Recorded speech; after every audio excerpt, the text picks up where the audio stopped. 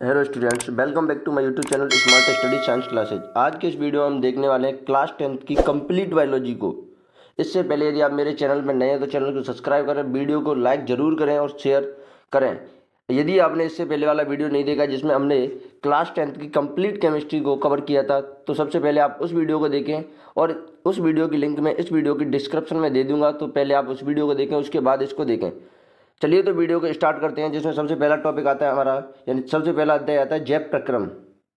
अगर जैव प्रक्रम की बात करें हम, तो वे सभी प्रक्रम जो संयुक्त रूप से हमारे शरीर में अनुरक्षण का कार्य करते हैं जैव प्रक्रम कहलाते हैं। अनुरक्षण का मतलब होता है रख रखाव का कार्य करते हैं, वो क्या कहलाते हैं? जैव प्रक्रम। जैसे उदाहरण की बात करें तो पोषण, श्वसन, वहन और उत्सर्जन, ये होते हैं आपके जैव प्रक्रम की प्रक्रिया में उपयोग होने वाले प्रक्रम। ठीक है, सबसे पहला प्रक्रम आता है आपका पोषण। तो भोजन ग्रहण करना या पचे हुए भोजन का अवशोषण एवं शरीर द्वारा अनुरक्षण के लिए उसका उपयोग करना क्या कहलाता है? पोषण। अगर हम पोषण के प्रकारों की बात करें तो पोषण दो प्रकार का होता है, एक तो स्वपोषी पोषण, दूसरा विषमपोषी पोषण। अगर स्वपोषी पोषण की प्रकार की बात करें तो पोषण का वह तरीका जिसमें जीव अपने आसपास के वातावरण में उपस्थित सरल अजैव पदार्थों जैसे CO2, पानी एवं सूर्य के प्रकाश से अपना भोजन स्वयं बनाते हैं, वे क्या कहलाता है? स्वपोषी पोषण। अगर स्वपोषी जीवों की बात करें तो हरे पौधे क्या है? स्वपोषी जीव। ठीक है, उसी प्रकार विषमपोषी पोषण की बात करें तो पोषण का वह तरीका जिसमें जीव अपना भोजन स्वयं नहीं बना सकता बल्कि अपने भोजन के लिए अन्य जीवों पर निर्भर रहता होता है, उसे क्या कहते हैं? विषमपोषी पोषण है। उन जीवों को क्या कहते हैं? विषमपोषी जीव। जैसे कि उदाहरण की बात करें तो मानव व अन्य जीव। और इसमें बात करें हम स्वपोषी पोषण में प्रकाश संश्लेषण की, तो वह प्रक्रम जिसमें पौधे कार्बन डाइऑक्साइड तथा जल का उपयोग करके क्लोरोफिल यानी अर्धलवक एवं सूर्य के प्रकाश की उपस्थिति में कार्बोहाइड्रेट का निर्माण करते हैं, प्रकाश संश्लेषण कहलाता है। अगर प्रकाश संश्लेषण की अभिक्रिया की बात करें हम, तो इसमें ये आपको प्रकाश संश्लेषण की अभिक्रिया दिखाई दे रही है, जिसमें CO2 और H2O मिलकर क्लोरोफिल और सूर्य के प्रकाश की उपस्थिति में ग्लूकोज का निर्माण करते हैं। जैसे कि यहाँ पर बोला गया कि कार्बोहाइड्रेट यानी ग्लूकोज का निर्माण कर रहे हैं, उस कार्बोहाइड्रेट का प्रकार क्या है? ग्लूकोज। और उसके साथ ऑक्सीजन भी बन रही है और जल भी बन रहा है।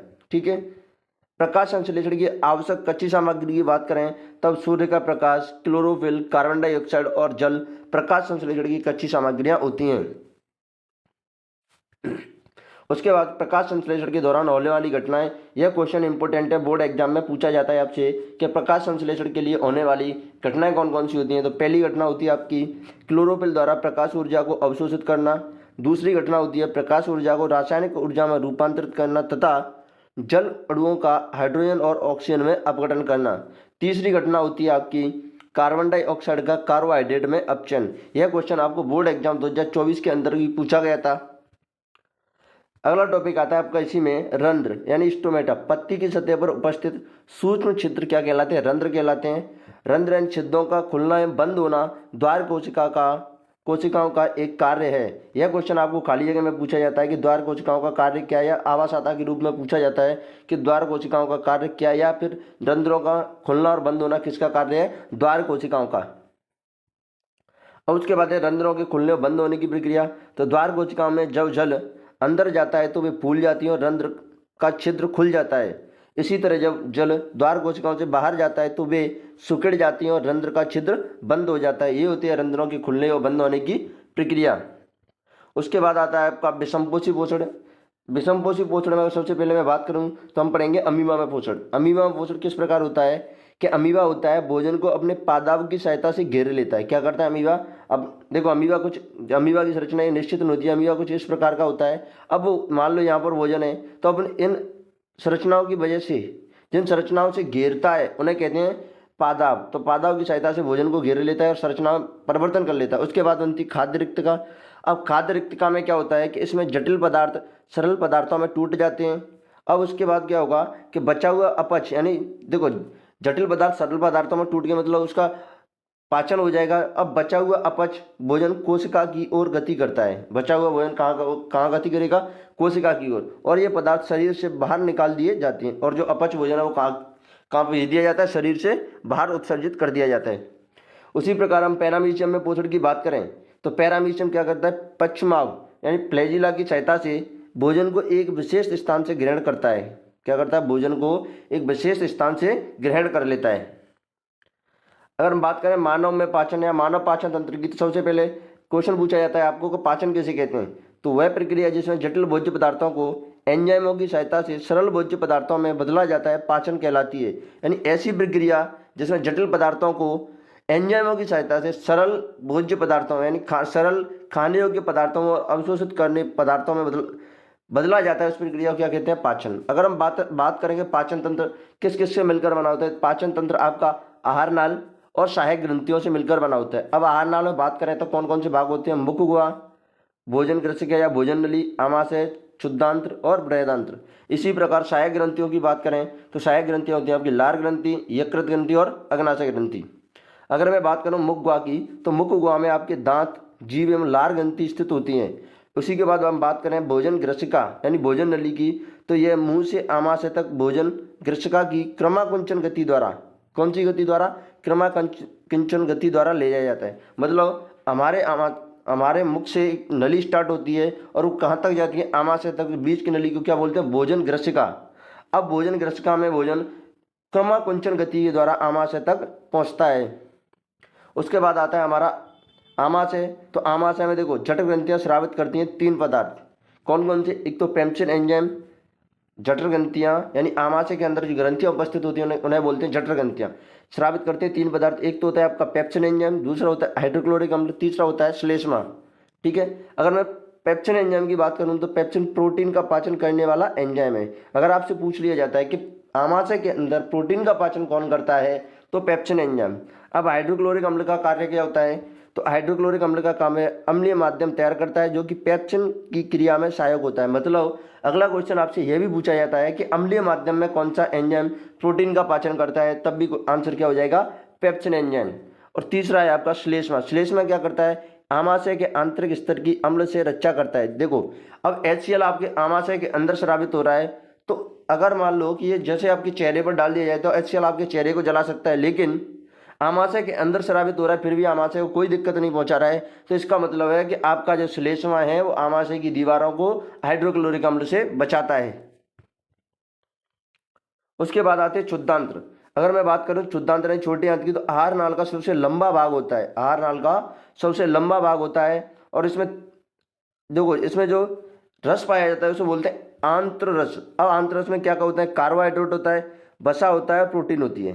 ठीक है, अब कार्बोहाइड्रेट तो किसमें टूट जाता है, ग्लूकोज में, वसा किसमें टूट जाता है, बसी अम्ल और ग्लिसरॉल में। उसी प्रकार प्रोटीन किसमें टूट जाती है, अमीनो अम्लों में। अगर मैं बात करूं इमल्सीकरण की, तो इमल्सीकरण होता है बड़ी वसा गुलिकाओं को पित्त लवणों की सहायता से छोटी वसा गुलिकाओं में तोड़ने की प्रक्रिया। इमल्सीकरण क्या है कि बड़ी वसा गुलिकाओं को पित्त लवणों की सहायता से छोटी वसा गुलिकाओं में तोड़ने की प्रक्रिया क्या कहलाती है, इमल्सीकरण। उसके बाद आता है दीर्घरोम।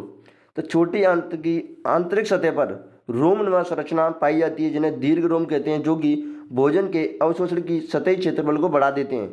जो दीर्घरोम होते हैं वो क्या करते हैं, भोजन के अवशोषण के लिए सतही क्षेत्रफल को बढ़ा देते हैं।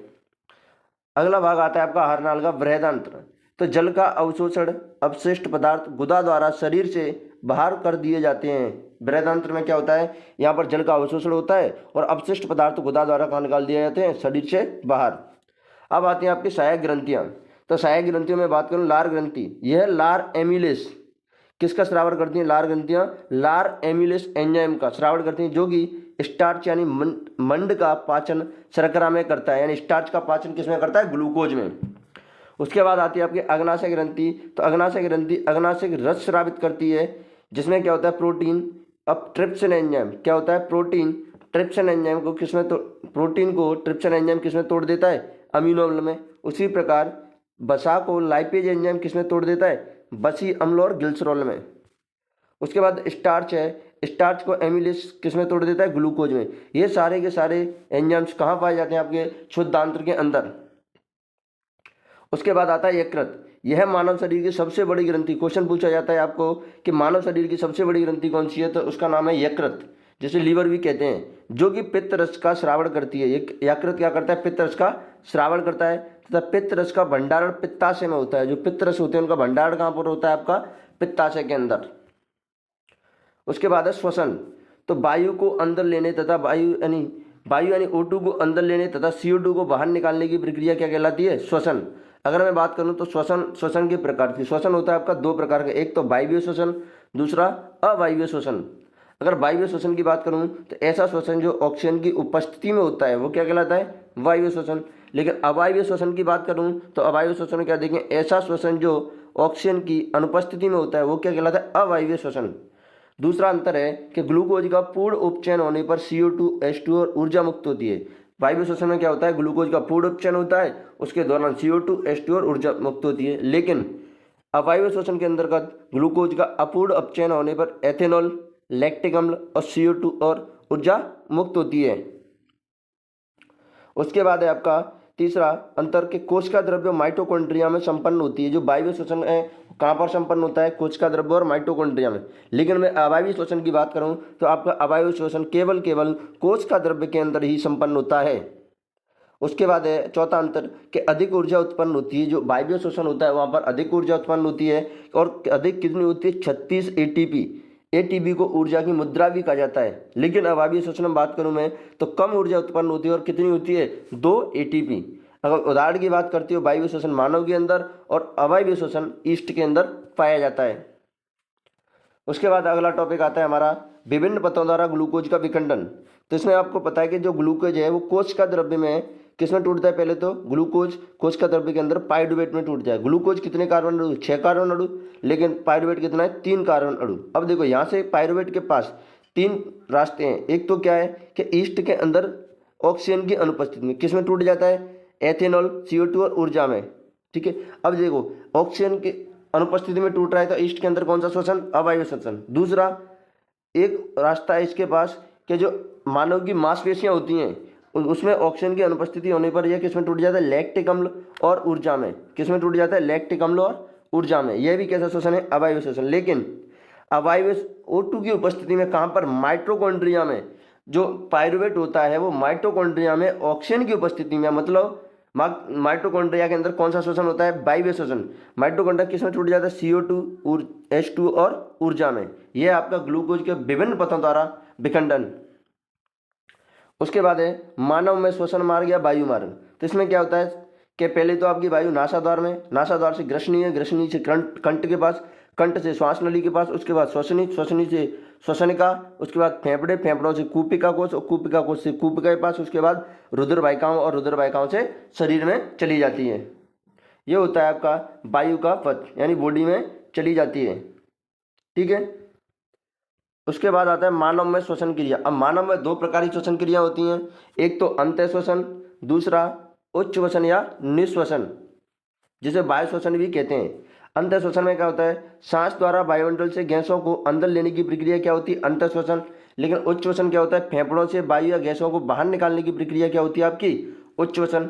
दूसरे अंतर की बात करें हम, अंतः श्वसन में क्या होता है, तो बच्ची गुहा फैलती है। जैसे कि आप पॉलीथीन के अंदर एयर भर रहे हो, उसका मतलब अंतः श्वसन, और पॉलीथीन के अंदर से एयर निकाल रहे हो, उसका मतलब उच्च श्वसन या निःश्वसन।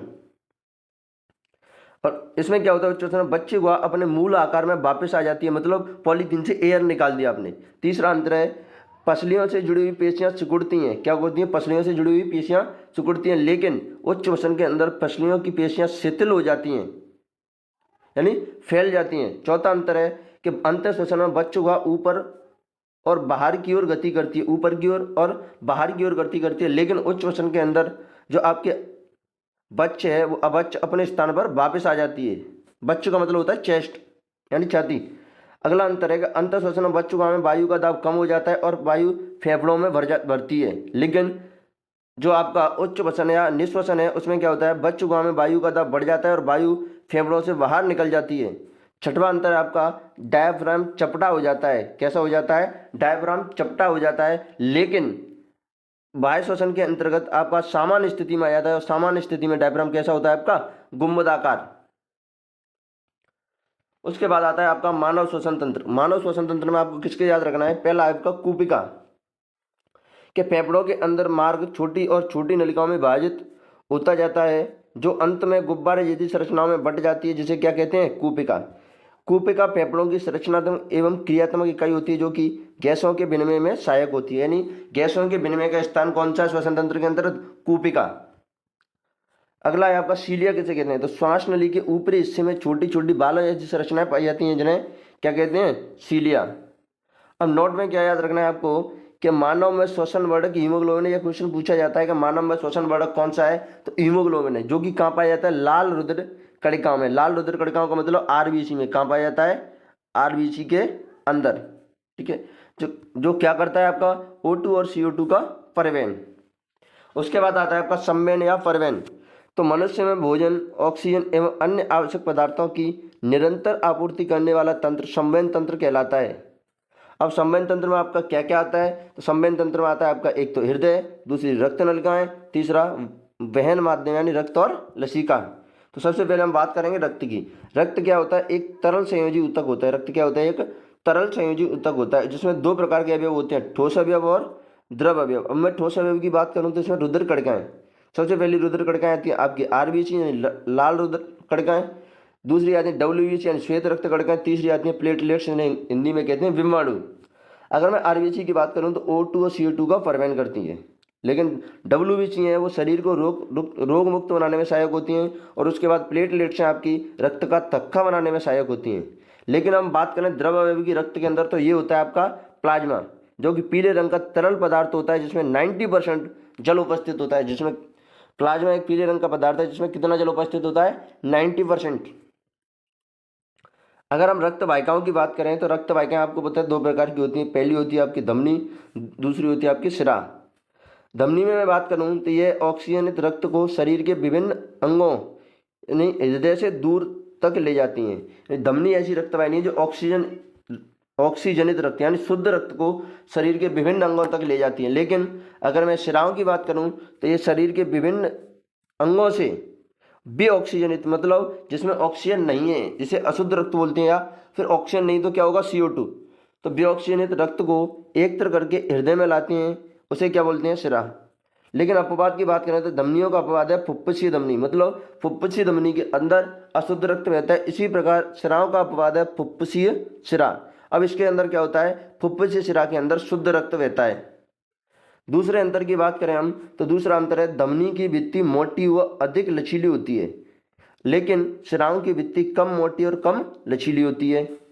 तीसरा अंतर है धमनियों के अंदर बाल्ब नहीं होते हैं, जबकि शिराओं के अंदर क्या होते हैं, बाल्ब। अब चौथा अंतर है धमनियां लाल रंग की होती हैं जबकि शिराएं आपके नीले रंग की होती हैं। पांचवा अंतर है यह ऊतकों के बीच में पाई जाती हैं, मतलब अंदर पाई जाती हैं, और जो शिराएं होती हैं वो सतह पर पाई जाती हैं। अब सतह पर पाए जाने का मतलब जो आपके हाथों पर नीली नीली रस्सियां दिखाई देती हैं उनको बोलते हैं हम शिराएं। उसके बाद आता है आपका मानव हृदय। तो मानव हृदय का आकार बंद मिट्टी के समान होता है, जो कि एक पंप की तरह कार्य करता है तथा शरीर में रुधिर का परिवहन करता है। अब मानव हृदय की संरचना की बात करें तो मानव हृदय 4 कोष्ठी होता है, जिसमें ऊपरी 2 आलिंद तथा निचले 2 निलय होते हैं। आलिंदों की अपेक्षा निलयों की भित्ति मोटी होती है। अब मोटी क्यों होती है, क्योंकि निलयों से रुधिर पूरे शरीर में अधिक दाब के साथ भेजा जाता है, इसलिए आलिंदों की अपेक्षा निलयों की भित्ति मोटी होती है। अब अगर हम बात करें मछली में हृदय 2 कोष्ठी होता है, यानी 2 कोष्ठ पाए जाते हैं, 2 चैम्बर पाए जाते हैं, जबकि स्थलचर या सरीसृपों में हृदय 3 कोष्ठी होता है। और मानव की बात करें तो मानव में हृदय 4 कोष्ठी होता है। अगर मैं बात करूं मानव शरीर में रुधिर परिसंचरण क्रियाविधि की, तो आप इस क्रियाविधि को इस डायग्राम की मदद से समझ सकते हैं कि फेफड़ों से रक्त आता है आपका फुफ्फुसीय शिरा द्वारा ऑक्सीजनित रक्त, और कहाँ जाता है, बाएं आलिंद में। अब बाएं आलिंद में जाने के बाद जैसे ही ये बाएं आलिंद भर जाता है आपका कंप्लीट, उसके बाद रक्त कहाँ जाता है आपका, बाएं निले में। अब बाएं निले से रक्त आपका महाधमनी के द्वारा पंप होकर कहाँ पहुँच जाता है, शरीर के अंगों में। लेकिन देखो अब यहाँ से जो रक्त, जैसे मैं ब्लैक पेन से निशान बनाऊँ, यहाँ से जो रक्त यहाँ तक आया था ये कैसा रक्त था, शुद्ध। लेकिन शरीर के अंगों में मिलने के बाद ये कैसा हो गया, अशुद्ध। अब शरीर के अंगों में मिलने के बाद आपका रक्त यहाँ से महाशिरा द्वारा कहाँ पहुँचेगा, दाएं आलिंद में।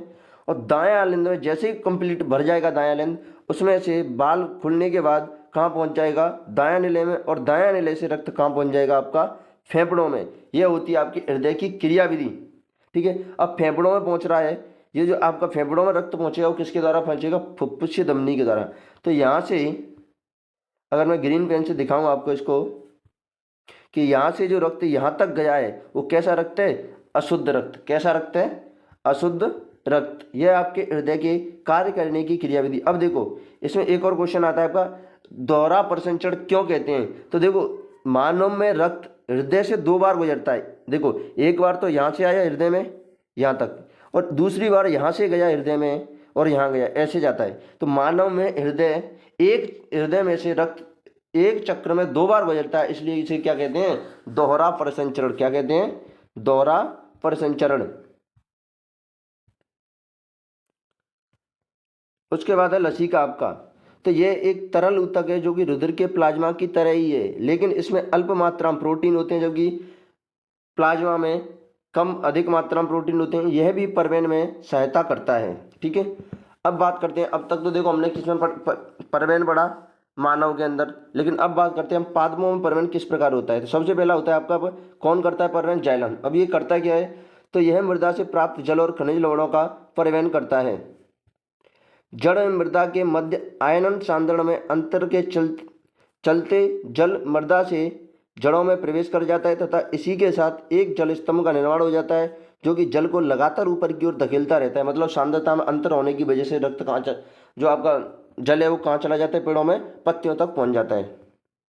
लेकिन यह लाइन आपको याद रखनी जो कि मोस्ट इंपोर्टेंट है। लाइन क्या है कि जल का परिवहन केवल ऊपरी मुखी होता है, मतलब जल का परिवहन नीचे से ऊपर की ओर ही होता है। अगला है आपका फ्लोएम। यह भोजन का स्थान पत्तियों से पादपों के शेष भागों में करता है, जो कि ऊपरी मुखी और अधोमुखी दोनों दिशाओं में होता है। ध्यान रखें, जल का परिवहन ऊपरी मुखी होता है, लेकिन भोजन का परिवहन कहाँ पर होता है आपका? ऊपरी मुखी और अधोमुखी, मतलब नीचे से ऊपर, ऊपर से नीचे, दोनों दिशाओं में होता है। ठीक है, फ्लोएम द्वारा स्थानांतरण ऊर्जा के प्रयोग से होता है। किसके प्रयोग से होता है? ऊर्जा के प्रयोग से। तो हम बोलें कि भोजन का स्थानांतरण कैसा प्रक्रम है? सक्रिय प्रक्रम।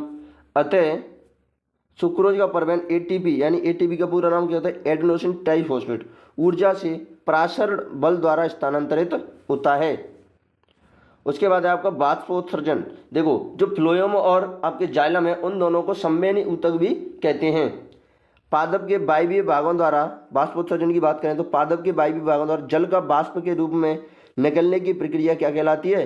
बाष्पोत्सर्जन। यह पौधों में ताप नियमन में सहायक होता है। इसका कार्य क्या है बाष्पोत्सर्जन का? तो यह पौधों में ताप नियमन में क्या होता है? सहायक होता है। उसके बाद है मानव में उत्सर्जन। तो वह जैव प्रक्रम जिसमें नाइट्रोजनी अपशिष्ट पदार्थों को शरीर से बाहर निकाला जाता है क्या कहलाता है? उत्सर्जन। क्या कहलाता है? उत्सर्जन। अब मानव के उत्सर्जन तंत्र की बात करें तो यह एक जोड़ा वृक्क, एक जोड़ी मूत्रवाहिनी, एक मूत्राशय एवं एक मूत्र मार्ग से मिलकर बना होता है। जो मानव का उत्सर्जन तंत्र वो एक जोड़ी वृक्क, एक जोड़ी मूत्रवाहिनी, एक मूत्राशय एवं एक मूत्र मार्ग से मिलकर बना होता है। अगर हम बात करें वृक्क में मूत्र बनने के बाद मूत्रवाहिनी से होता हुआ मूत्राशय में एकत्र होता है। वृक्क में मूत्र बनने के बाद कहा जाता है मूत्रवाहिनी, उसके बाद मूत्राशय में एकत्रित होता है, उसके बाद मूत्र मार्ग से अपशिष्ट पदार्थ के रूप में बाहर निकाल दिया जाता है। अब उसकी बात करें हम उसके बाद वृक्काणु यानी नेफ्रॉन की। तो वृक्क की संरचनात्मक एवं क्रियात्मक इकाई वृक्काणु कहलाती है, यानी नेफ्रॉन कहलाती है।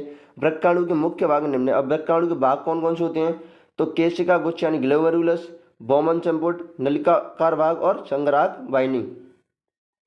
उसके बाद है आपका कृत्रिम अपवन, कृत्रिम वृक्क या अपवन या डायलिसिस। ये एक ऐसी युक्ति है जिसके द्वारा रोगियों के रुधिर में से अपवन की मदद से नाइट्रोजन युक्त अपशिष्ट पदार्थों को निकाला जाता है। देखो जब किसी व्यक्ति की किडनी खराब हो जाती है, नेचुरल किडनी, तो उसको टाइम पर व्यक्ति के अपवन एंड डायलिसिस कराया जाता है आर्टिफिशियल किडनी द्वारा। ठीक है, प्राय एक स्वस्थ वयस्क में प्रतिदिन 1 से 80 लीटर आरंभिक निश्चंद वृक्क में होता है, जिससे उत्सर्जित मूत्र का आयतन 1.2 लीटर होता है। शेष निश्चंदन वृक्क नलिकाओं में पुनः अवशोषित हो जाता है। मतलब बनता तो कितना 1 से 80 लीटर, लेकिन 1.2 लीटर ही उत्सर्जित किया जाता है। इसका मतलब 99% भाग पुनः अवशोषित हो जाता है। उसके बाद हम बात करें पादपों में उत्सर्जन, तो उसमें आपको बाष्पोत्सर्जन प्रक्रिया द्वारा जल का निष्कासन, ये भी क्या है? पादपों में उत्सर्जन। अन्य अपशिष्ट पदार्थ जैसे रेजिन और गोंद के रूप में पुराने जाइलम यानी तना में संचित रहता है। यह क्वेश्चन भी आपसे 2024 के अंदर पूछा गया था कि रेजिन और गोंद कहाँ पर जमा रहते हैं या संचित रहते हैं? तो कहाँ रहते हैं? पुराने जाइलम यानी तने के अंदर। रक्त एवं ऊतकों के बीच गैसों का आदान प्रदान किस प्रकार होता है? सबसे पहले तो क्या होता है, वायु यानी O2 समृद्ध कोशिका में जाती है, उसके बाद रक्त वाहिका में O2 RBC में हीमोग्लोबिन के साथ मिलकर HbO2 बनाती है, जिसे बोलते हैं हम ऑक्सी हीमोग्लोबिन। ऑक्सी हीमोग्लोबिन से धमनी द्वारा O2 ऊतकों तक पहुंचती है। उसके बाद ग्लूकोज का ऑक्सीकरण ऊतकों में होता है और CO2 का उत्पादन हो जाता है। कहाँ पर? ऊतकों में। उसके बाद क्या होता है कि CO2 ऊतकों से कहाँ आ जाएगी? रक्त वाहिका में। रक्त वाहिका के बाद CO2 कहाँ जाएगी? रक्त में विसरण होगा, विसरण होने के बाद रक्त द्वारा कूपिका में पहुंचेगी CO2, कूपिका से कहाँ पहुंचेगी? विसरण होकर आपके CO2 फेफड़ों, फेफड़ों से कहाँ निकल जाएगी? नासिका छिद्र द्वारा बाहर। ये होता है आपका रक्त ऊतकों और रक्त के मध्य गैसों का विनिमय। यहाँ पर हमारा चैप्टर खत्म फिनिश होता है। कौन सा? आपका जैव प्रक्रम। उसके बाद आपका अगला अध्याय आता है नियंत्रण एवं समन्वय। तो नियंत्रण एवं समन्वय में सबसे पहले हम बात करते हैं उद्दीपन की। तो पर्यावरण में हो रहे वे सभी परिवर्तन जिनके प्रति सजीव अनुक्रिया करते हैं उद्दीपन कहलाते हैं। जैसे कि बात करें हम प्रकाश, ऊष्मा, ठंडा, ध्वनि, सुगंध, स्पर्श आदि, ये क्या है? उद्दीपन के उदाहरण। जंतुओं में नियंत्रण एवं समन्वय का कार्य तंत्रिका तंत्र व अंतःस्रावी तंत्र दोनों मिलकर करते हैं। ठीक है। अगर हम बात करें तंत्रिका तंत्र की, तो तंत्रिका कोशिका या न्यूरॉन के एक संगठित जाल का बना होता है और यह सूचनाओं को विद्युत आवेग के द्वारा शरीर के एक भाग से दूसरे भाग तक ले जाता है। तंत्रिका तंत्र किससे मिलकर बना होता है? तंत्रिका कोशिका न्यूरॉन के एक संगठित जाल से, जो सूचनाओं को विद्युत आवेग के द्वारा शरीर के एक भाग से दूसरे भाग तक ले जाता है। तंत्रिका कोशिका की बात करें तो यह तंत्रिका तंत्र की संरचनात्मक एवं क्रियात्मक इकाई है। कौन? न्यूरॉन। और न्यूरॉन के भाग की बात करें तो इसके निम्न भाग होते हैं। पहला आता है आपका दुर्मिका या डेंड्राइट्स। ये कोशिका काय से निकलने वाले धागे जैसी संरचनाएं जो सूचनाएं प्राप्त करती है वो क्या कहलाती है? दुर्मिका या डेंड्राइट्स। उसके बाद आता है कोशिका काय।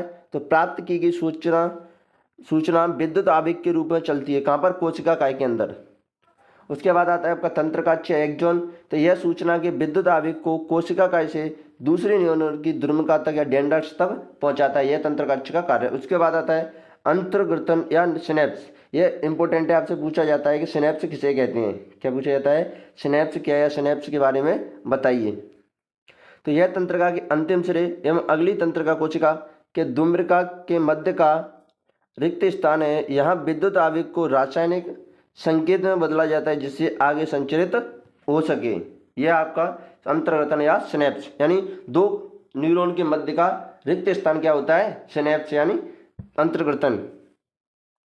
उसके बाद आते हैं आपकी प्रतिवर्ती क्रिया। तो किसी उद्दीपन के प्रति तेज एवं अचानक की गई अनुक्रिया क्या कहलाती है? प्रतिवर्ती क्रिया। यह कहाँ पर होती है? यह किसके द्वारा नियंत्रित की जाती है? तो मेरुरज्जु के द्वारा। किसके द्वारा? मेरुरज्जु के द्वारा। उदाहरण की बात करें तो किसी गर्म वस्तु को छूने पर हाथ को पीछे की हटा लेना क्या है? आपका प्रतिवर्ती क्रिया का उदाहरण। उसके बाद पैर में कांटा चुभने पर पैर को तुरंत उठा लेना किसका उदाहरण है? प्रतिवर्ती क्रिया का उदाहरण। उसके बाद आता है आपका प्रतिवर्ती चाप। तो प्रतिवर्ती क्रिया के दौरान विद्युत आवेग जिस पथ पर चलते हैं उसे क्या कहते हैं? प्रतिवर्ती चाप। जैसे कि मान लो उद्दीपन उसे, यानी आपके यहाँ पर लगा पैर में कांटा। अब यहाँ ग्राह्यंग क्या हो गया? जैसे मान लो कि पैर में नहीं, आपके गर्म तय पर हाथ रखा तो उद्दीपन उसमें उत्पन्न होगी। ग्राह्यंग क्या हो गया? त्वचा। उसके बाद ये पहुंचेगा मेरुरज्जु के पास। मेरुरज्जु संकेत करेगी किसको? कार्यकारी अंग यानी पेशी को, जिसका तुम्हारा हाथ गर्म हुआ है उसको, और अनुक्रिया करेगी और आप हाथ को क्या करोगे? जस्ट ही पीछे उठा लोगे। अनुक्रियाओं की बात करें तो अनुक्रिया होती है दो प्रकार की। कौन सी? एक तो ऐच्छिक और दूसरी अनैच्छिक। तीसरी मैंने पढ़ा दी आपको प्रतिवर्ती क्रिया। ठीक है। और तो अनैच्छिक क्रियाओं की बात करें तो ये किसके द्वारा नियंत्रित की जाती है? अग्र मस्तिष्क के द्वारा, जैसे बोलना और लिखना। लेकिन अनैच्छिक क्रियाओं की बात करें तो किसके द्वारा नियंत्रित की जाती है? मध्य और पश्च मस्तिष्क द्वारा। इसमें भी कुछ भाग होते हैं, जैसे मेडुला है आपका, पॉन्स है, उसके द्वारा नियंत्रित किया जाता है। एग्जाम्पल की बात करें श्वसन और धड़कन। अब क्वेश्चन पूछा जाता है आपसे कि जंतुओं में प्रतिवर्ती चाप क्यों विकसित हुआ? तो अधिकतर जंतुओं में प्रतिवर्ती चाप इसलिए विकसित हुआ क्योंकि इनके मस्तिष्क के सोचने का प्रक्रम बहुत तेज नहीं है। वास्तव में अधिकांश जंतुओं में सोचने के लिए आवश्यक जटिल न्यूरॉन जाल या तो अल्प है या फिर अनुपस्थित होता है। अतः स्पष्ट है कि वास्तविक विचार प्रक्रम की अनुपस्थिति में प्रतिवर्ती चाप का दक्ष कार्य प्रणाली के रूप में विकास हुआ। ठीक है। उसके बाद आता है मानव तंत्र का तंत्र। तो मानव तंत्र का तंत्र दो प्रकार होता है। पहला होता है केंद्रीय तंत्र का तंत्र, जिसे बोलते हैं शॉर्ट में CNS। दूसरा होता है पर्दीय तंत्र का तंत्र, जिसे बोलते हैं PNS। और मैं केंद्रीय तंत्र का तंत्र की बात करूं तो इसमें दो आते हैं आपके, मेरुरज्जु और मस्तिष्क। लेकिन पर्दीय तंत्र का तंत्र की बात करूं तो इसमें आती है कपाल तंत्र का और मेरु तंत्र का। कपाल तंत्र का कहाँ से निकलती है? मस्तिष्क से। और मेरु तंत्र का कहाँ से निकलती है? मेरुरज्जु से। हम बात करें मस्तिष्क की तो मस्तिष्क के 3 भाग होते हैं, पहला अग्र मस्तिष्क, दूसरा मध्य मस्तिष्क, तीसरा पश्च मस्तिष्क। अग्र मस्तिष्क की बात करूं मैं तो सबसे अधिक जटिल विशिष्ट भाग है ये प्रमस्तिष्क है। अगर इसके कार्यों की बात करूं तो मस्तिष्क का मुख्य सोचने वाला भाग है, ऐच्छिक क्रियाओं को नियंत्रित करता है, ऐच्छिक कार्यों को नियंत्रित करता है, सूचनाओं को याद रखने वाला भाग है, भूख से संबंधित केंद्र यहीं पर स्थित होता है अग्र मस्तिष्क के अंदर। उसके बाद शरीर के विभिन्न हिस्सों से सूचनाओं को एकत्र करना एवं उनका समायोजन करना किसका कार्य है? अग्र मस्तिष्क का। अगर हम बात करें मध्य मस्तिष्क की तो यह अनिच्छिक क्रियाओं को नियंत्रित करता है, जैसे कि पुतली के आकार में परिवर्तन। ठीक है। उसके बाद हम बात करते हैं पश्च मस्तिष्क की तो पश्च मस्तिष्क के अब 3 भाग होते हैं, अनुमस्तिष्क, मेडुला और पोन्स। अनुमस्तिष्क की बात करें तो ऐच्छिक क्रियाओं की परिशुद्धि करता है। ये कार्य क्या है? शरीर की संस्थिति और संतुलन बनाना। किसका कार्य है? अनुमस्तिष्क का। यह क्वेश्चन आपसे पूछा जाता है और कई बार क्वेश्चन में बोर्ड एग्जाम में आपको पूछा गया ये क्वेश्चन। दूसरा है अनैच्छिक क्रियाओं को नियंत्रित करता है कौन? मेडुला। कार्य क्या है? रक्तचाप यानी बीपी को, रक्त दाब को, बमन यानी उल्टी को और लार आना, तीनों क्रियाओं को नियंत्रित कौन करता है? मेडुला। लेकिन अब बात करें पोन्स की तो ये अनैच्छिक क्रियाओं को नियंत्रित करता है, जैसे श्वसन का नियंत्रण। उदाहरणों की बात करें जैसे अनुमस्तिष्क के कार्यों में उदाहरण की बात करें जैसे पेन उठाना, सीधी रेखा में चलना, साइकिल चलाना, पेंसिल उठाना, ये किसका कार्य है? अनुमस्तिष्क। यानी ये ऐच्छिक है तो ये ऐच्छिक क्रिया, लेकिन इनको करवा कौन रहा है? अनुमस्तिष्क। नोट, जंतुओं की पेशीय कोशिकाओं में विशेष प्रकार की प्रोटीन पाई जाती है जिसमें परिवर्तन होने से आकार और आकृति में क्या हो जाता है? परिवर्तन।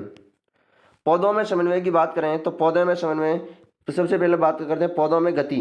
तो पौधों में गति होती है आपकी 2 प्रकार की। कौन सी? एक तो वृद्धि से मुक्त गति, दूसरी वृद्धि पर निर्भर गति। वृद्धि से मुक्त गति की बात करें हम तो एक तो ये आपकी उद्दीपन के लिए तत्काल अनुक्रिया, जैसे कि पौधे विद्युत रासायनिक साधन का उपयोग कर सूचनाओं की एक कोशिका से दूसरी कोशिका तक पहुंचाते हैं।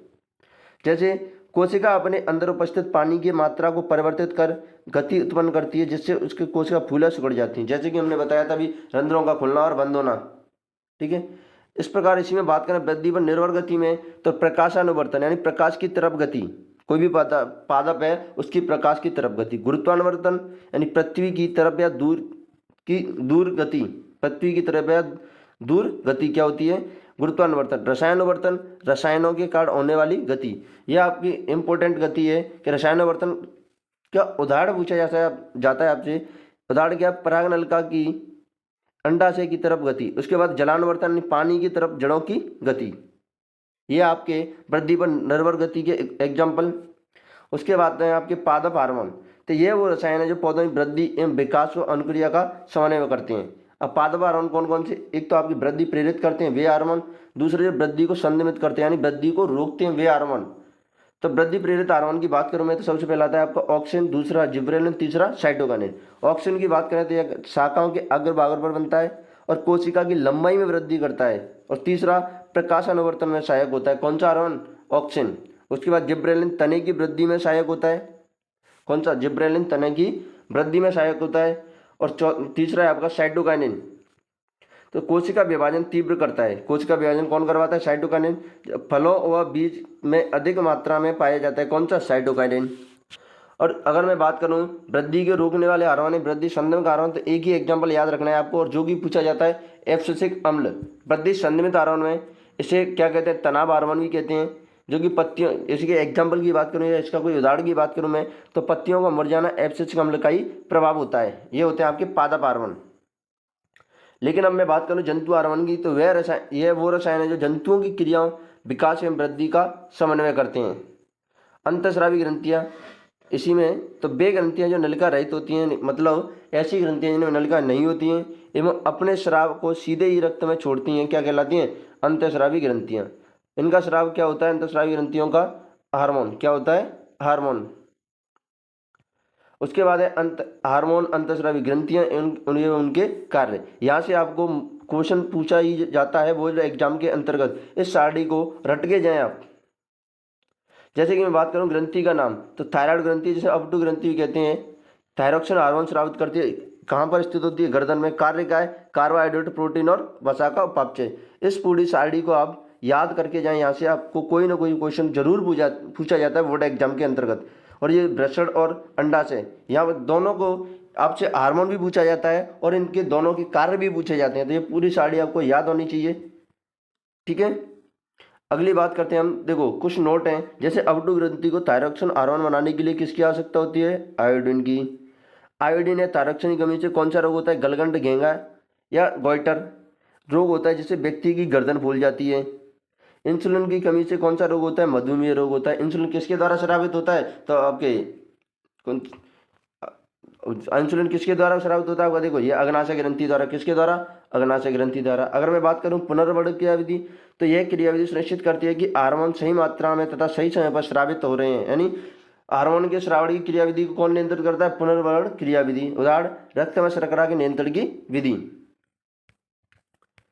यह आपका सेकंड चैप्टर बायोलॉजी का फिनिश हो गया। यहाँ पर कौन सा? नियंत्रण एवं समन्वय। अब स्टार्ट करते हैं हम तीसरा अध्याय। तीसरा अध्याय कौन सा है? जीव जनन कैसे करते हैं।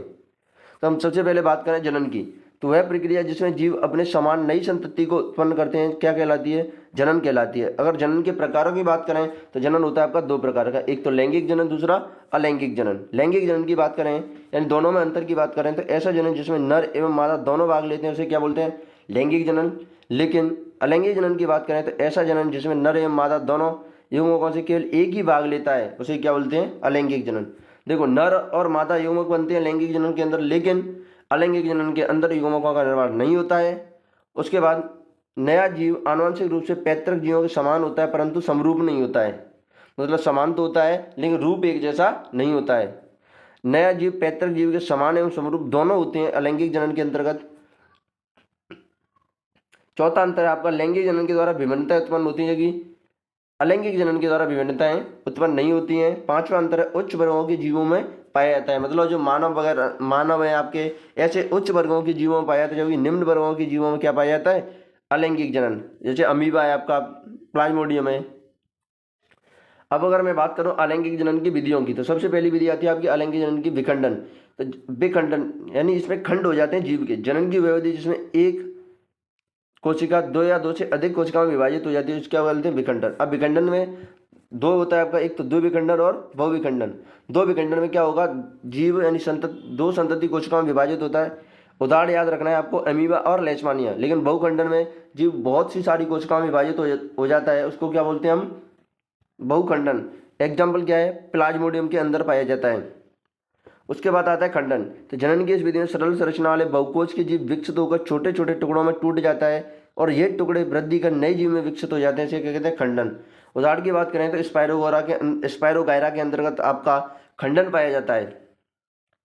पुनरुद्भवन या पुनर्जनन, तो जनन की इस विधि में किसी कारणवश जब कोई जीव कुछ टुकड़ों में टूट जाता है तब प्रत्येक टुकड़ा नई जीव में विकसित हो जाता है, इसे क्या बोलते हैं?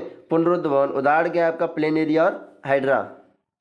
उसके बाद अगली विधि आती है आपकी मुकुलन। तो किसी जीव के शरीर पर अंगुली नुमा आभार पाए जाते हैं जिन्हें मुकुल कहते हैं, तथा इनसे नए जीव बनने की प्रक्रिया क्या कहलाती है? मुकुलन। किसमें पाया जाता है? हाइड्रा और ईस्ट के अंदर। अगला आता है आपका अलैंगिक जनन की विधि में बीजाणु समासन। तो कुछ जीवों के जंतुओं के सिरे पर बीजाणु धानी बनती है जिन्हें बीजाणु होते हैं। अब बीजाणु गोल संरचनाएं होती हैं जो कि एक मोटी परत से सुरक्षित होती है। अनुकूल परिस्थिति मिलने पर बीजाणु वृद्धि करने लगते हैं। उदाहरण बीजाणु समासन किसके अंतर्गत पाया जाता है? तो राइजोपस के अंदर। उसके बाद आपका कायक प्रवर्धन। तो कुछ पौधों में नए पौधों का निर्माण उसके कायक भाग जैसे जड़, तना, पत्ती आदि से होता है, इसे कायक प्रवर्धन कहते हैं।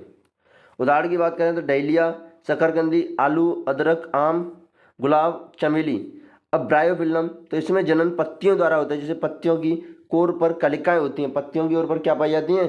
कलिकाएं। अगर कायक प्रवर्धन के लाभ की बात करूं मैं, तो पहला लाभ है बीज उत्पन्न नहीं करने वाले पौधे जैसे केला, गुलाब आदि के नए पौधे किसके द्वारा बनाए जा सकते हैं? कायक प्रवर्धन के द्वारा। दूसरा लाभ है नए पौधे आनुवंशिक रूप से जनक पौधे के समान होते हैं। तीसरा लाभ है पौधे उगाने का सस्ता और आसान तरीका है, क्या? आपका अलैंगिक जनन की विधियां जो कायक प्रवर्धन। उसके बाद है ऊतक संवर्धन। इस विधि में शाखा के सिरे पर कोशिकाएं लेकर उन्हें पोषण माध्यम में रखा जाता है और कैलस को हार्मोन माध्यम में रखा जाता है। उसमें नए पौधों का निर्माण होता है जिन्हें फिर मिट्टी में रोपित करते हैं। अगर कैलस की बात करें तो ये क्या होता है? विभेदीकृत कोशिकाओं का समूह होता है जिसके क्या बोलते हैं? कैलस। ऊतक संवर्धन किसके अंतर्गत पाया जाता है? तो आर्किक और सजावटी पौधों के अंतर्गत क्या पाया जाता है? आपका ऊतक संवर्धन। उसके बाद हम बात करें पुष्पी पादपों में लैंगिक जनन या पुष्पी पौधों में लैंगिक जनन, तो फूल पौधों का जनन अंग है। अब इसमें क्या होते हैं, तो बाह्यदल, पंखुड़ी, स्त्री केसर यानी मादा जनन भाग, जनन भाग, और पुंकेसर यानी नर जनन भाग इसके मुख्य भाग होते हैं। अगर मैं स्त्री केसर की बात करूं तो स्त्री केसर में 3 होते हैं, वर्तिकाग्र, वर्तिका और अंडाशय। पुंकेसर की बात करूं तो इसके 2 भाग होते हैं, तंतु और परागकोश। देखो अंडाशय क्या होता है, इसमें बीजांड होते हैं तथा इससे ही फल का निर्माण होता है। फूल या पुष्पों के प्रकार की बात करें तो 2 प्रकार के होते हैं, एक लिंगी पुष्प और द्विलिंगी पुष्प। द्विलिंगी को क्या बोलते हैं, उभयलिंगी। तो देखो नाम से स्पष्ट है, एक लिंगी मतलब या तो स्त्री केसर या पुंकेसर दोनों में से एक होता है, उसे बोलते हैं एक लिंगी। उदाहरण क्या है आपका, पपीता और तरबूज। लेकिन द्विलिंगी या उभयलिंगी नाम से स्पष्ट है, स्त्री केसर और पुंकेसर दोनों उपस्थित होंगे। उदाहरण क्या है, सरसों और गुड़ैल। उसके बाद है परागण, तो वह प्रक्रिया जिसमें परागकण परागकोश से निकलकर वर्तिकाग्र पर पहुंचते हैं परागण कहलाती है। मैंने ऐसी प्रक्रिया जिसमें परागकण परागकोश से निकलकर वर्तिकाग्र से कहाँ पहुंच जाएं, आपके परागकोश से निकलकर कहाँ पहुंच जाते हैं परागकण, वर्तिकाग्र पर, उसको क्या बोलते हैं परागण। उदाहरण के अब देखो ले जाता कौन है, या तो हवा के द्वारा पहुंचेंगे, या पानी के द्वारा, या मनुष्य के द्वारा, या पशु पक्षियों के द्वारा। भाग मतलब ले जाने वाला। अगर मैं परागण की बात करूं तो 2 प्रकार, स्वपरागण और परपरागण। स्वपरागण की बात करें तो स्वपरागण में क्या होता है, देखो परागण की वह विधि जिसमें परागकण एक ही पौधे के परागकोश से उसी पौधे के वर्तिकाग्र पर पहुंचते हैं, तब तो क्या कहते हैं उसे स्वपरागण। मतलब एक पौधे में आपको पता है कि पुंकेसर भी होगा, स्त्री केसर भी होगा। अब पुंकेसर होगा तो परागकोश भी होगा, स्त्री केसर होगा तो वर्तिकाग्र भी होगा। अब जो आपका वर्तिकाग्र है तो वहां पर परागकोश से निकलकर परागकण क्या पहुंच जाते हैं वर्तिकाग्र पर, उसी प्रक्रिया को क्या कह रहे हैं स्वपरागण। लेकिन पर परागण के अंदर क्या होता है कि 2 पौधे होते हैं, परागण की वह विधि जिसमें परागकण एक पौधे के परागकोश से दूसरे पौधे के वर्तिकाग्र पर पहुंचते हैं, तो वह क्या कहलाती है परागण। मतलब इसमें परागण 2 पौधे होते हैं, एक का उपयोग एक पौधे के परागकोश का उपयोग होता है, दूसरे पौधे के वर्तिकाग्र का उपयोग होता है। अब हम बात करें मानव में जनन, तो मानव में कौन सा जनन होता है, लैंगिक जनन।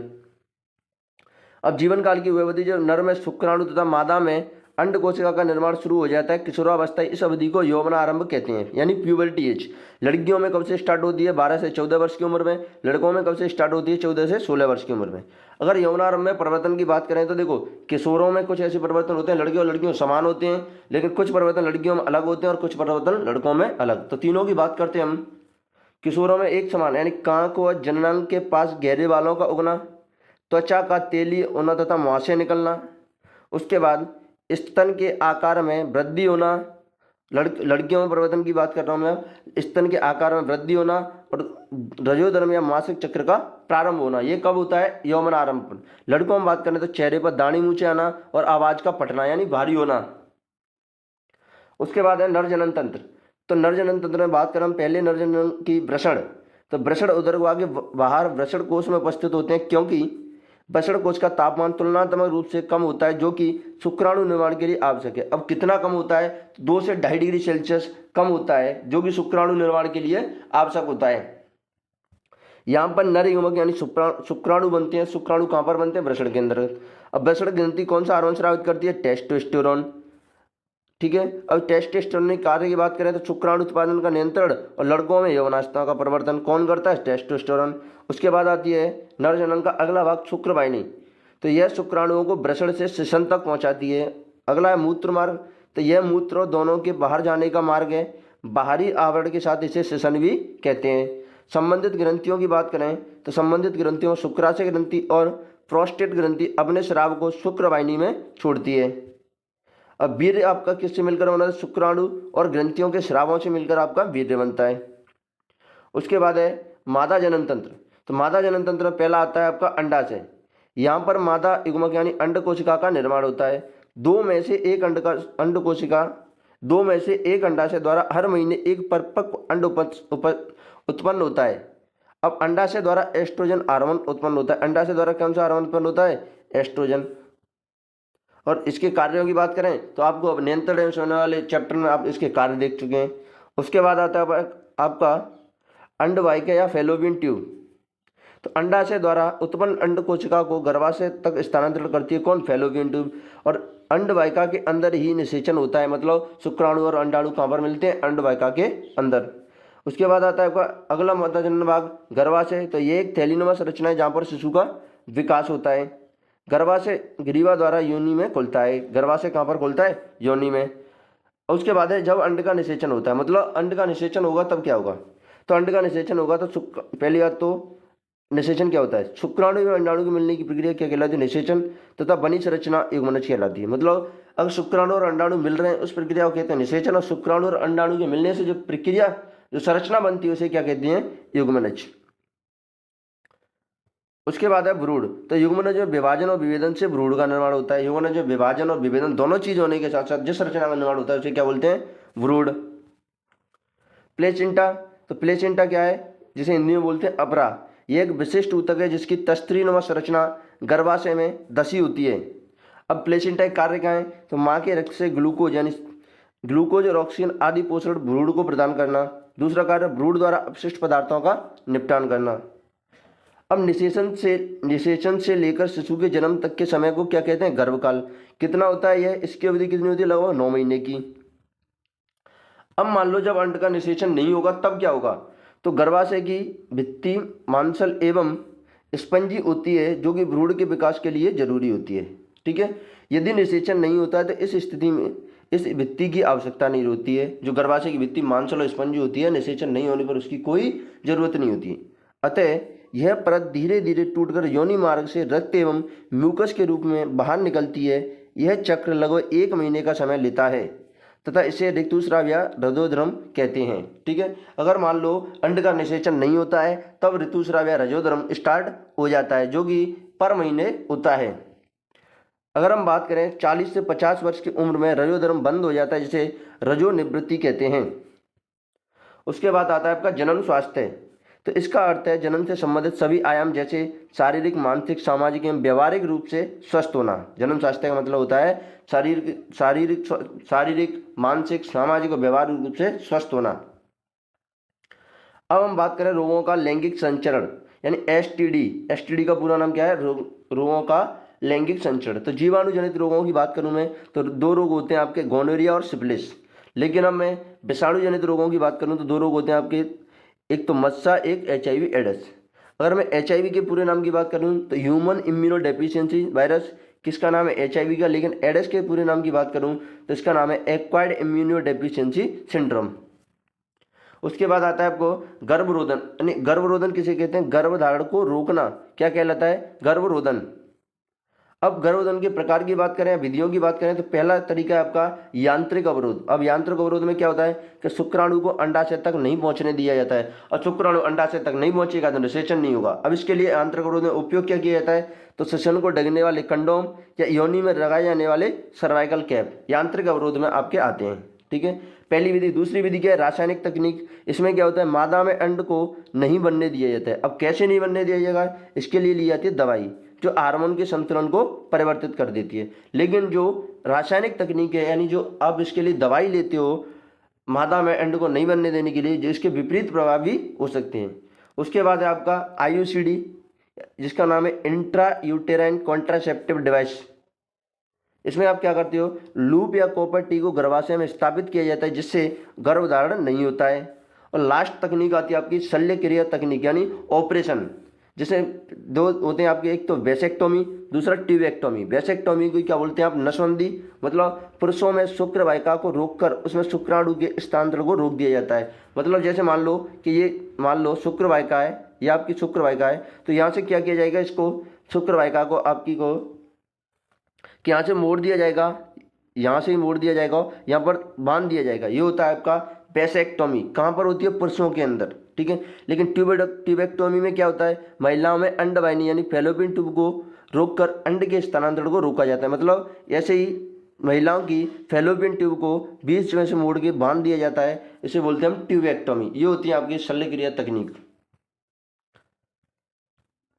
यहाँ पर आपका बायोलॉजी का तीसरा अध्याय भी फिनिश होता है। अब आता है आपका लास्ट अध्याय, आनुवंशिकता या आनुवंशिकी। तो सबसे पहले हम बात करते हैं आनुवंशिकी की। तो विज्ञान की वह शाखा जिसमें आनुवंशिक लक्षण या वंशानुगत लक्षणों का अध्ययन किया जाता है क्या कहलाती है? आनुवंशिकी। अब आनुवंशिक लक्षण या वंशानुगत लक्षण किसे कहते हैं? तो वे लक्षण जो जनक पीढ़ी से संतति में स्थानांतरित होते हैं क्या कहलाते हैं? आनुवंशिक लक्षण। आनुवंशिक लक्षण और प्रयुक्त होने वाले शब्द कौन कौन से आनुवंशिकी में? जैसे F1 पीढ़ी, तो वह पीढ़ी जो जनकों के संकट के पश्चात प्राप्त होती है क्या कहलाती है? F1 पीढ़ी। और F1 पीढ़ी का स्वपरागण करा दो तो आपको क्या मिल जाएगा? F2PD। उसके बाद है आपके युग्म विकल्पी। तो किसी एक लक्षण या एक गुणसूत्र के दोनों विपर्यासी स्वरूपों को क्या कहते हैं हम? युग्म विकल्पी। अब इसमें भी क्या हो सकता है? समयुग्मी हो सकते हैं और विषमयुग्मी। मतलब किसी युग्म विकल्पी के दोनों स्वरूप समान हो तो उन्हें क्या कहते हैं? समयुग्मी। जैसे capital T capital R small T capital Y, यानी समान होने चाहिए। विषमयुग्मी में मतलब असमान होने चाहिए, दोनों स्वरूप कैसे होने चाहिए? असमान। जैसे कि capital T capital R small R, ये क्या है? विषमयुग्मी। उसके बाद आता है आपका लक्षण प्रारूप या फिनोटाइप। तो किसी सजीव की बाह्य प्रति को देखा जाता है, अर्थात इसमें लक्षणों की बाह्य प्रति को लक्षण प्रारूप कहते हैं। जीन प्रारूप यानी जीनोटाइप, इसमें सजीव की आंतरिक आकारिकी को देखा जाता है, अर्थात लक्षणों की आंतरिक प्रति को क्या कहते हैं हम? जीन प्रारूप। मतलब लक्षण प्रारूप के अंतर्गत शुद्ध और अशुद्ध को नहीं देखा जाता है, लेकिन जीन प्रारूप के अंतर्गत शुद्ध और अशुद्ध को देखा जाता है। प्रभावी लक्षण वे लक्षण जो F1 पीढ़ी में दिखाई देते हैं प्रभावी लक्षण कहलाते हैं। अप्रभावी लक्षण वे लक्षण जो F1 पीढ़ी में दिखाई नहीं देते हैं वो क्या कहलाते हैं? आपके अप्रभावी लक्षण। संकर पूर्वज संकरण यानी बैकक्रॉस किसे कहते हैं? तो वह संकरण जिसमें F1 पीढ़ी का संकरण दोनों जनकों में किसी एक के साथ कराया जाता है उसे क्या कहते हैं? संकर पूर्वज संकरण। दूसरा आपका परीक्षण संकरण है टेस्ट क्रॉस। तो वह संकरण जिसमें F1 पीढ़ी का संकरण अप्रभावी जनक के साथ कराया जाता है उसे क्या कहते हैं? परीक्षण संकरण। उसके बाद आता है आपका एकल संकरण। तो इसमें एक लक्षण की वंशागति का अध्ययन किया जाता है। जैसे आप किसी पादप की ऊंचाई ले लो या पादप का आकार ले लो या बीज का रंग ले लो। उसी प्रकार जैसे पादप की ऊंचाई, बीज का रंग या फली का आकार कुछ भी ले सकते हो। उस प्रकार दो संकरण मतलब इसमें दो लक्षणों की वंशागति का अध्ययन किया जाता है। ये आपका देखो एकल संकरण में मान लो हमने एक लक्षण ले लिया पादप की लंबाई। तो लंबे पौधों को कैपिटल टी से लिखा, बौने पौधों को स्मॉल टी से लिखा। उसके बाद क्या किया? कैपिटल टी उनके युग्मक बनाए, उसके बाद उनके गुणा कराए, मतलब उनको क्रॉस मल्टीप्लाई कराए। तो ये देखो आप देख सकते हैं F1 पीढ़ी के अंदर सभी के सभी पौधे लंबे दिखाई दे रहे हैं। अब F1 पीढ़ी का स्वपरागण कराओगे आप तो या तो आप इसको देखो पनेट वर्ग बोलते हैं, इसको क्या बोलते हैं? चेकर बोर्ड या पनेट वर्ग। इसको क्या बोलते हैं? पनेट वर्ग। ठीक है, या तो आप इस प्रकार से करा सकते हो या फिर जैसे ऊपर कराया है उस प्रकार भी करा सकते हो। तो आप इसमें देखोगे तो आपको लक्षण प्रारूप अनुपात दिखाई देगा 3:1, मतलब 3 पौधे लंबे और 4 पौधे एक पौधा बौना। देखो 1 लंबा, 2 लंबा, 3 लंबे, चौथा दिखाई दे रहा है आपको स्मॉल टी, ये कैसा है? बौना। ठीक है, अगर इसके परसेंटेज की बात करो तो 75% पौधे लंबे और 25% पौधे बौने। अगर जीन प्रारूप की बात करें तो जीन प्रारूप होता है एकल संकर संकरण में F2 पीढ़ी का जीन प्रारूप होता है आपका 1:2:1, यानी एक पौधा तो शुद्ध लंबा होता है कैपिटल टी, लेकिन दो पौधे अशुद्ध लंबे होते हैं कैपिटल टी स्मॉल टी। अब एक पौधा कैसा होता है? शुद्ध बौना। ठीक है, उसके बाद आता है आपका द्विसंकरण। तो आपकी एनसीईआरटी के अंदर दो संकरण, दो लक्षण लिए, एक तो बीज की आकृति, दूसरा बीज का रंग। बीज की आकृति गोल यानी कैपिटल आर, और अब जो कैपिटल आर कैसा है? प्रभावी, और स्मॉल आर कैसा है? अप्रभावी। उसी प्रकार बीज का प्रभावी रंग कौन सा है? पीला बीज का रंग, और अप्रभावी रंग कौन सा है? हरा। ठीक है, इसी प्रकार जैसे हमने एकल संकरण में किया उसमें करेंगे। यहाँ पर तो आप सबसे पहले युग्मक बनाओगे तो ये इस प्रकार युग्मक मिलेंगे, और उसके बाद इनको आप लिखोगे तो ये आपको पहली पीढ़ी मिल जाएगी। और आप पहली पीढ़ी में देख सकते हो कि capital R small R, capital Y small I कैसे है? कैपिटल आर क्या है? मैंने अब हमको बताया कि जहाँ प्रभावी और अप्रभावी दोनों साथ साथ हों तो वहाँ पर प्रभावी को बड़ा माना जाता है। तो आप देख सकते हैं कि बड़ी आर क्या है? गोल, तो गोल, और बड़ी वाई क्या? पीले। तो पहली पीढ़ी के अंतर्गत F2 संकरण में यानी द्विसंकरण में आपको कौन से पौधे मिलते हैं? पहली पीढ़ी में गोल और पीले।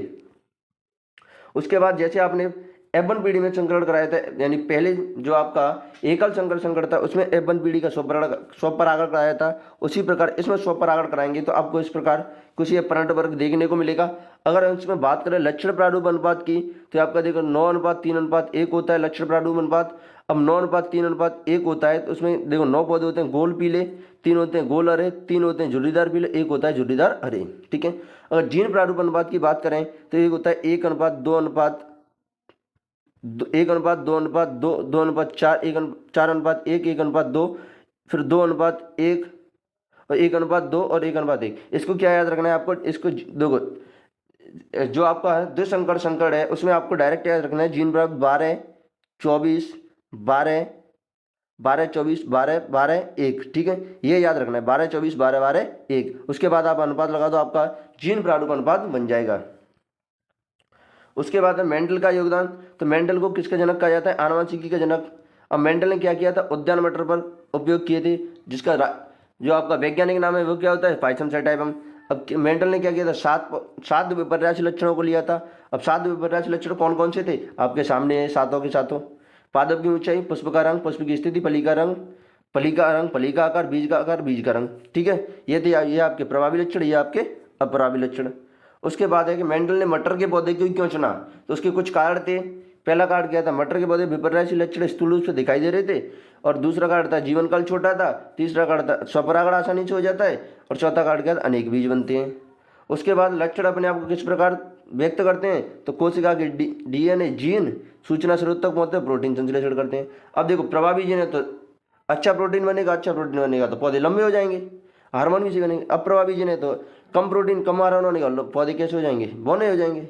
जीन किसे कहते हैं, तो डीएनए की संरचनात्मक क्रियात्मक इकाई या खंड को क्या कहते हैं, हम जीन कहते हैं।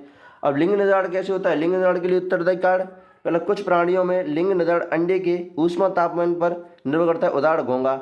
मादा में लिंग गुणसूत्र कौन से होते हैं, एक्स एक्स, नर में कौन से होते हैं, एक्स वाई। अब प्राणियों में लिंग निर्धारण किस पर निर्भर करता है, तो प्राणियों में लिंग निर्धारण लिंग सूत्र पर निर्भर करता है, गुणसूत्र पर निर्भर करता है। ठीक है, अब ये देख सकते हैं मानव में लिंग निर्धारण कैसे होता है, तो ये आपके नर के आप जो वो देखोगे युग्मक, तो एक्स और वाई, मादा के क्या एक्स और एक्स। जैसे ही आप क्रॉस मल्टीप्लाई कराओगे तो आपको पता है कि संतति में आधे मादा मिलेंगे, आधे नर मिलेंगे। तो आधे बच्चे लड़के आधे बच्चे लड़की हो सकते हैं। सभी बच्चे चाहे वो लड़का हो अथवा लड़की हो अपनी माता से एक्स गुणसूत्र प्राप्त करता है, जिससे बच्चे को पिता से एक्स गुणसूत्र प्राप्त होता है तो वह लड़की, और जिसे पिता से वाई गुणसूत्र वंशागत होगा यानी प्राप्त होगा तो वह क्या होगा, लड़का। तो इससे इस बात से डिसाइड हो रहा है कि जो लिंग गुणसूत्र है वो मानव में किस पर निर्भर करता है, या तो देखो पिता पर, किस पर निर्भर कर रहा है, पिता पर या लिंग गुणसूत्र पर। क्योंकि पिता से देखो, माता से तो बच्चे कि कोई भी हो उसे एक माता से एक्स गुणसूत्र ही प्राप्त होगा, लेकिन अगर पिता से एक्स गुणसूत्र आता है तब तो संतति में मादा मिलेगी, और वाई आता है तब नर मिलेगी। तो अतः बच्चों का लिंग निर्धारण इस बात पर निर्भर करता है कि उन्हें पिता से कौन सा गुणसूत्र प्राप्त हुआ। ठीक है, मानव में गुणसूत्रों की संख्या 23 जोड़ी होती है, संख्या हम बात करें तो 40 होते हैं। ठीक है, यहाँ पर आपकी बायोलॉजी होती है कंप्लीट। अब इसमें क्या करना है आपको, जितने भी बायोलॉजी के आपके डायग्राम्स हैं, बायोलॉजी के जितने भी चित्र हैं, चैप्टर आपके जैव प्रक्रम, नियंत्रण समन्वय, जीव जनन कैसे करते हैं, आनुवंशिकी, इन चारों चैप्टर के जितने भी आपके चित्र हैं वो सारे के सारे चित्र आपको प्रैक्टिस करके बनाकर जाने हैं। मैंने इसमें उन चैप्टरों को इंक्लूड नहीं किया है, तो सारे के सारे चित्र बना के जाने हैं आपको। यदि वीडियो अच्छी लगे तो वीडियो को लाइक करें, यदि चैनल में नए हैं तो चैनल को सब्सक्राइब करें, और वीडियो को ज़्यादा से ज़्यादा शेयर करें, लेकिन लाइक करने में कंजूसी ना करें। Thank you.